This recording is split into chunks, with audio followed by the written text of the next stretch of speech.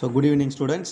So இந்த வீடியோவில் நம்ம எதை பற்றி பார்க்க போகிறோம் அப்படின்னாக்கா ஸோ கார்ப்பரேட் அக்கௌண்டிங்கில் லிக்விடேஷன்ஸ் ஆஃப் கம்பெனிஸில் calculations of liquidators remuneration. So இதை தான் நம்ம வந்து இந்த வீடியோவில் நம்ம பார்க்க போகிறோம். ஸோ எந்த சம் அப்படின்னும்போது பேஜ் நம்பர் 11.29ல் sum number 5. So first question பார்க்கலாம்.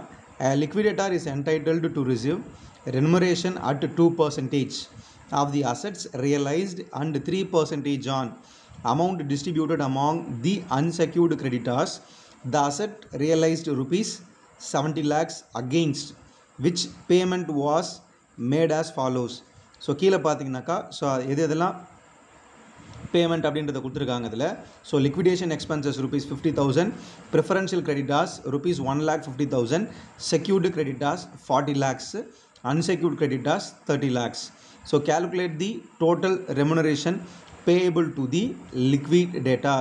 ஸோ இப்போ நம்ம லிக்விடேட்டர்ஸ் ரெமுனரேஷன் கால்குலேட் பண்ணுறதுக்கு நம்மளுக்கு என்ன தேவை அப்படின்னும்பொழுது பார்த்தோன்னா ஸோ இதில் நம்ம வந்து என்ன கண்டுபிடிக்கணும் அப்படின்னாக்கா ரெசிப்ட் அண்ட் பேமெண்ட் அப்படின்ற ரெண்டு விஷயம் இருந்தால் மட்டும்தான் நம்மளால் இந்த சம்மை வந்து பார்த்தீங்கன்னாக்கா ஃபஸ்ட்டு நம்ம அன்செக்யூர்ட் கிரெடிட்டார்ஸ் இன்க்ளூடிங் ரெமுனரேஷன் வந்து பேயபிள் டு அன்செக்யூர்ட் கிரெடிட்டார்ஸ் கண்டுபிடிக்க முடியும்.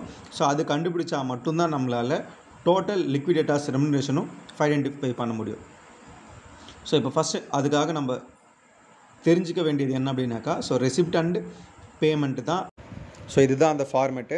So receipt payment. ஸோ இந்த சைடில் பேமெண்ட் சைடு பார்த்தீங்கன்னாக்கா லிக்விடேட்டர்ஸ் கமிஷன் கேல்குலேஷன்ஸ் வந்து கொடுத்துருப்பாங்க. ஸோ எல்லாமே பார்த்துக்கோங்க.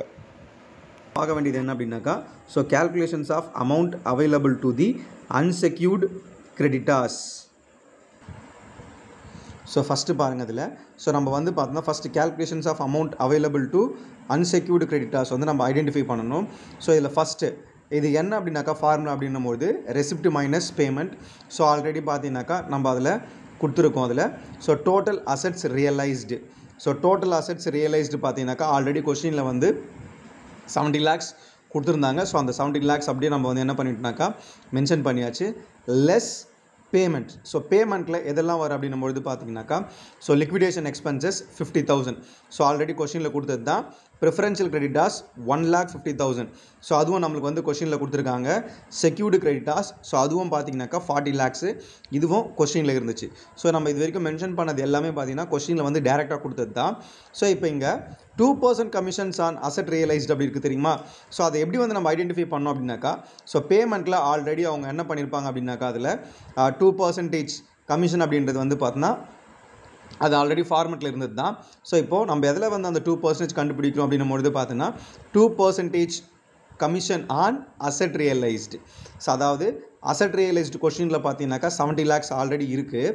ஸோ அப்போது நம்ம எவ்வளோ கண்டுபிடிக்கணும் அப்படின்னாக்கா அசெட் ரியலைஸ்டு கமிஷனுக்கு 2%, அதாவது 2/100 நமக்கு மென்ஷன் பண்ணியிருக்கோம். ஸோ 70 lakhsல 2% எவ்வளோ அப்படின்னும்பொழுது 1,40,000. ஸோ அதை அங்கே மென்ஷன் பண்ணிட்டோமா. ஸோ அடுத்தது 3% on amount paid to preferential creditors. So இதை மென்ஷன் பண்ணுங்கள் இதில். ஸோ ஆக்சுவலாக வந்து நம்மளுக்கு ஃபார்மெட்டில் பார்த்தீங்கன்னாக்கா 3% commission on amount paid to இதில் வந்து நம்ம எதை கண்டுபிடிக்கணும் அப்படின்னாக்கா அன்செக்யூர்டில் தான் நம்ம வந்து என்ன பண்ணிடனாக்கா கண்டுபிடிச்சிருக்கணும். இந்த கொஸ்டின்ஸில் பொறுத்த வரைக்கும் பார்த்தீங்கன்னா என்ன கொடுத்துருக்காங்க அப்படின்னாக்கா இதில் அன்செக்யூர்டு கிரெடிட்டார்ஸும் கொடுத்துருக்கோம், ப்ரிஃபரன்ஷியல் கிரெடிட்டார்ஸும் கொடுத்துருக்காங்க இதில். ஸோ ஆக்சுவலாக அது ரெண்டுமே மென்ஷன் பண்ணியிருந்தாங்க அப்படின்னும்பொழுது நம்ம எதை வந்து கேல்குலேஷனுக்கு எடுத்துக்கணும் அப்படின்னும்பொழுது ப்ரிஃபரன்ஷியல் கிரெடிட்டார்ஸ்க்கான அமௌண்ட்டை மட்டும்தான் நம்ம கமிஷன் கேல்குலேஷன்ஸ்க்கு எடுக்கணுமே தவிர அன்செக்யூர்டு கிரெடிட்டார்ஸ் நம்ம இங்கே மென்ஷன் பண்ண தேவை. சப்போஸ் உங்களுக்கு வந்து பார்த்தோன்னா ப்ரிஃபரன்ஷியல் கிரெடிட்டார்ஸ் கொடுக்காத பட்சத்தில் நம்ம என்ன பண்ணலாம் அப்படின்னா அன்செக்யூர்ட் கிரெடிட்டார்ஸ்க்கான அமௌண்ட்டு நம்ம கமிஷன் கேல்குலேஷன்ஸ்க்கு எடுத்துக்கலாம். ஓகேவா. ஸோ இப்போது 1,50,000ல் 3% எவ்வளோ என்னும்பொழுது 4,500. ஸோ இப்போ பேமெண்ட் நம்ம மொத்தத்தையும் ஆட் பண்ணோம் அப்படின்னும்பொழுது பார்த்தோன்னா அதாவது 50,000 plus 1,50,000 plus 40 lakhs plus 1,40,000 plus 4,500 நம்ம ஆட் பண்ணோம் அப்படின்னாக்கா பேமெண்ட்டோட டோட்டல் 43,44,500. ஸோ இப்போது ரெசிப்ட் மைனஸ் பேமெண்ட், அதாவது ரெசிப்ட்ன்றது அந்த டோட்டல் அசெட்ஸ் ரியலைஸ்ட் அப்படின்னு சொல்லிட்டு மேலே 70 lakhs கொடுத்துருக்கோம் தெரியுமா. அந்த 70 lakhs மைனஸ் 43,44,500 நம்ம மைனஸ் பண்ணிட்டோம் அப்படின்னாக்கா நம்மளுக்கு இருக்க பேலன்ஸ் எவ்வளோ நம்மளுது 26,55,500. ஸோ இதுதான் amount available to the unsecured creditors including including remuneration on payment to unsecured creditors. So இப்போதைக்கு பேலன்ஸ் வந்து நம்ம செட்டில் பண்ண வேண்டிய அமௌண்ட் எவ்வளோ இருக்குது அப்படின்னாக்கா அதில் 26,55,500 ரூபா இருக்குது. ஓகேவா? ஸோ இதுதான் நம்ம செட்டில் பண்ண வேண்டிய அமௌண்ட்டு. இது என்னடா கேல்குலேஷன்ஸ் ஆஃப் ரெனுவரேஷன் அப்படின்னும்பொழுது இது எதுவுமே இல்லை. நம்ம ஆல்ரெடி இங்கே பாருங்கள், ஆல்ரெடி நம்ம கமிஷன் ஐடென்டிஃபை பண்ணியிருக்கோம் தெரியுமா? ஸோ அந்த 2% commission on asset realised. So அந்த அமௌண்ட்டு தான் நம்ம இங்கே மென்ஷன் பண்ணி காட்டியிருக்கோம் 1,40,000. அதே மாதிரி பார்த்தீங்கன்னா liquidator commissions on amount pay to preferential creditors 4,500. So already நம்ம என்ன பண்ணியிருக்கோன்னா இங்கே நம்ம ஐடென்டிஃபை பண்ணியிருக்கோம் ப்ரிஃபரன்ஷியல் கிரெடிட்டர்ஸில். ஸோ அந்த அமௌண்ட்டை தான் நம்ம என்ன பண்ணியிருக்கோன்னா இங்கே மென்ஷன் பண்ணி காட்டியிருக்கோம். ஸோ லாஸ்ட்டில் 3 இருக்குது தெரியுமா? அதாவது liquidators commission on amount distributed among unsecured creditors.